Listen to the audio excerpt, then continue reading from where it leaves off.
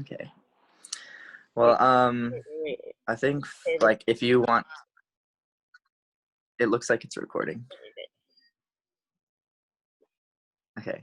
Well, if you want to like prompt questions, that might be a good way to do it. Like if you know specifically things that Okay. would be good to have answered. All right. So Um, the first question. but first I can like explain it if you want.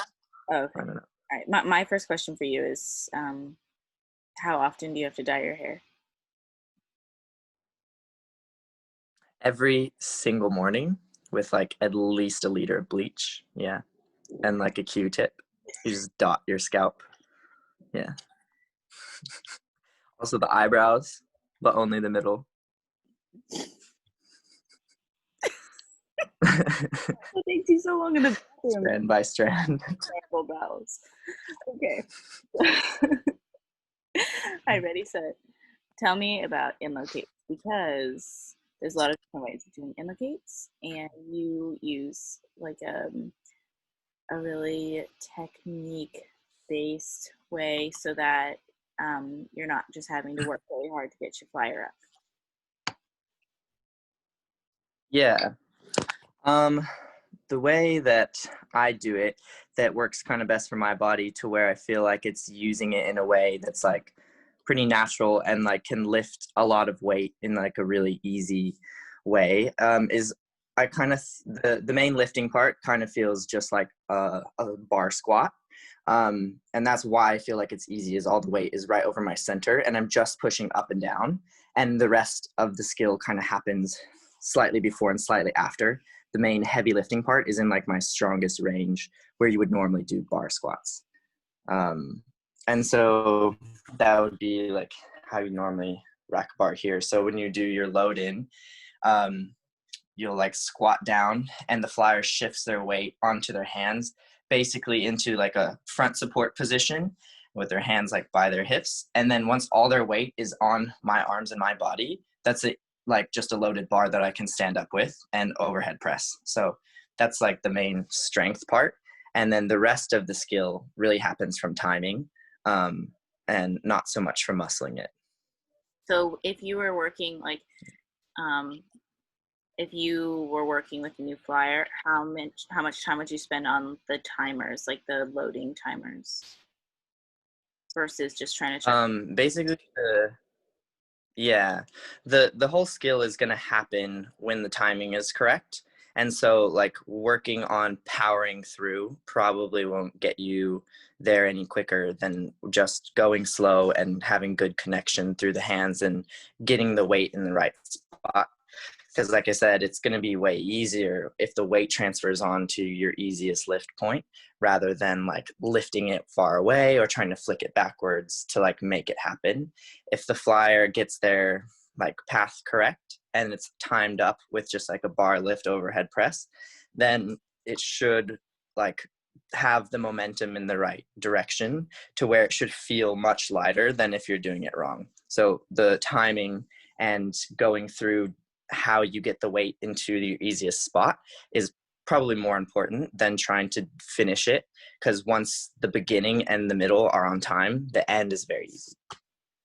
One of the things that you tell me to do, which is different than the way I've always done it and the way that other people have me do it, is when I do my inlocates with you, it feels like I stand in front of you and then we lift our arms, we both bend our legs, and then in my bend, it feels like you place me, like somehow you place me over wherever you want to be strong. So then I'm not thinking about like jumping in any specific angle or jumping backwards. I'm sort of squatting and loading my hands and waiting for you to like place my weight over you. It's like a little bit confusing, but it works like it's like 100% guaranteed.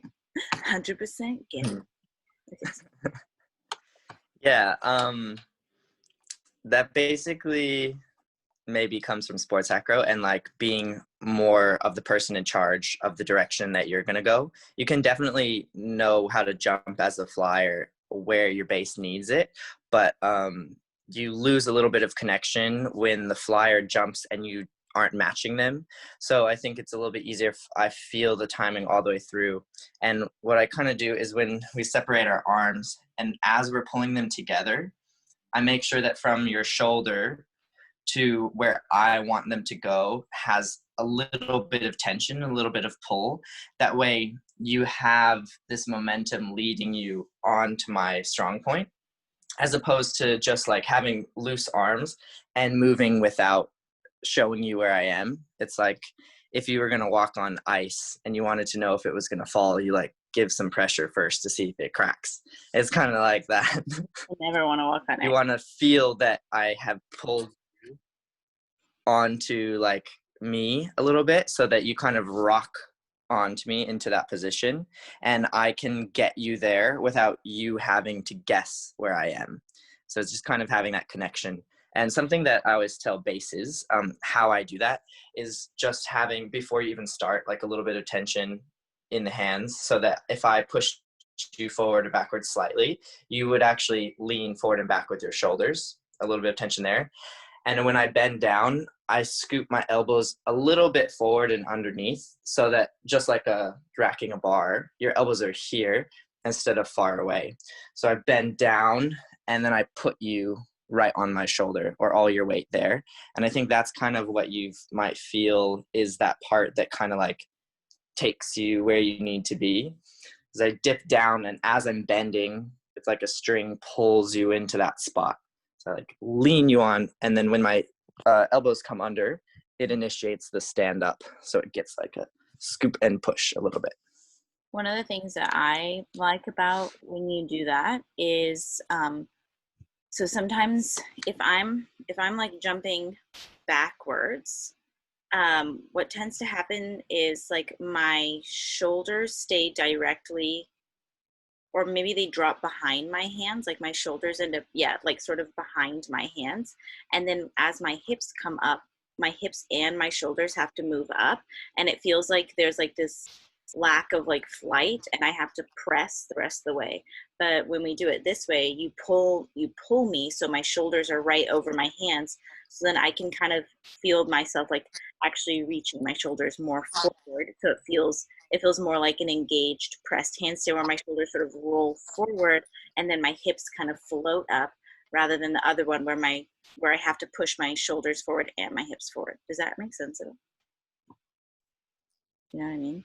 Yeah, that makes sense. Like you have somewhere to push on to activate your arms. Because if you're jumping and then activating your arms, it's like a hit and miss kind of thing, rather than like pushing into it from the beginning. That kind of makes sense.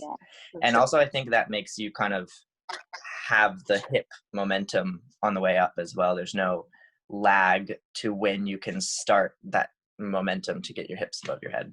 Yeah, exactly. Like it's not like I'm leaning back and then I'm leaning forward to get my hips up. Like as soon as there's tension in my hands, like my hips are starting to go up.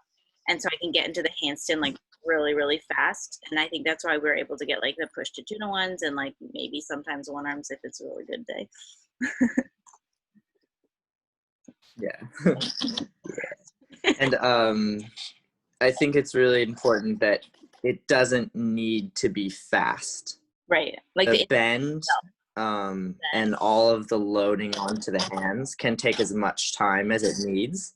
And as you stand up, the speed comes from accelerating quicker, but not really doing anything else faster. You can keep the tempo as slow as you want on the load in and the finish. It's just the stand up can get quicker if you need a little bit more height.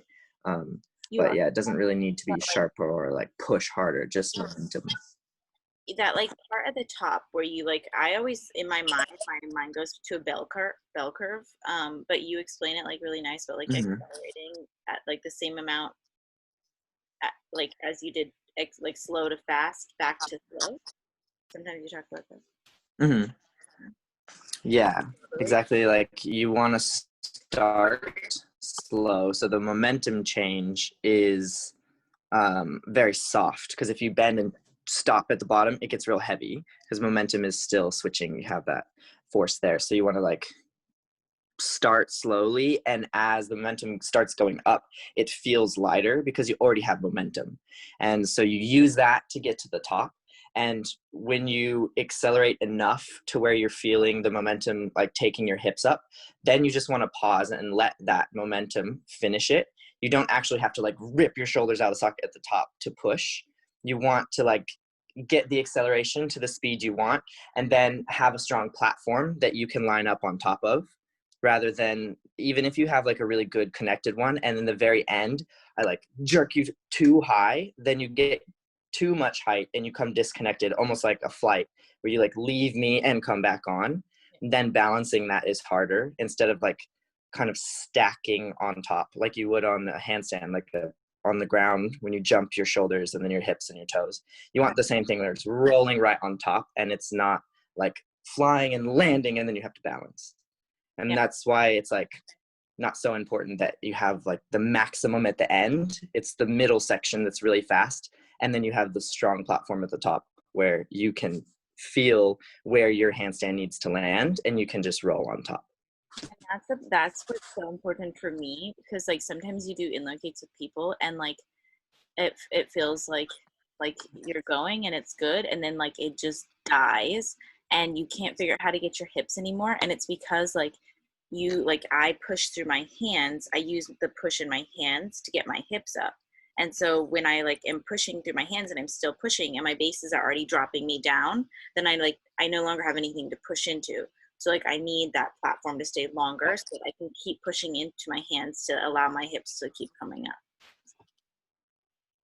So yeah, perfect. That makes sense. Mm-hmm. Axl, who's the largest person you've ever inlocated?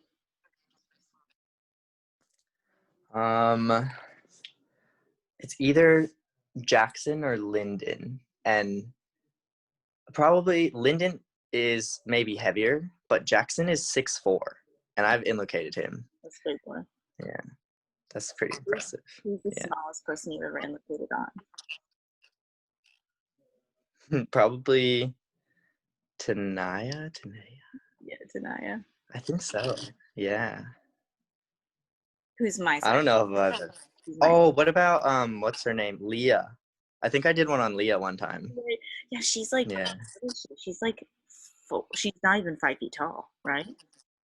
Yeah, no, she's not. Definitely not 5 foot tall. 80 pounds soaking wet. Oh my god, that's so funny. Yeah, she just like stick. Okay, do you have any last thoughts on the matter?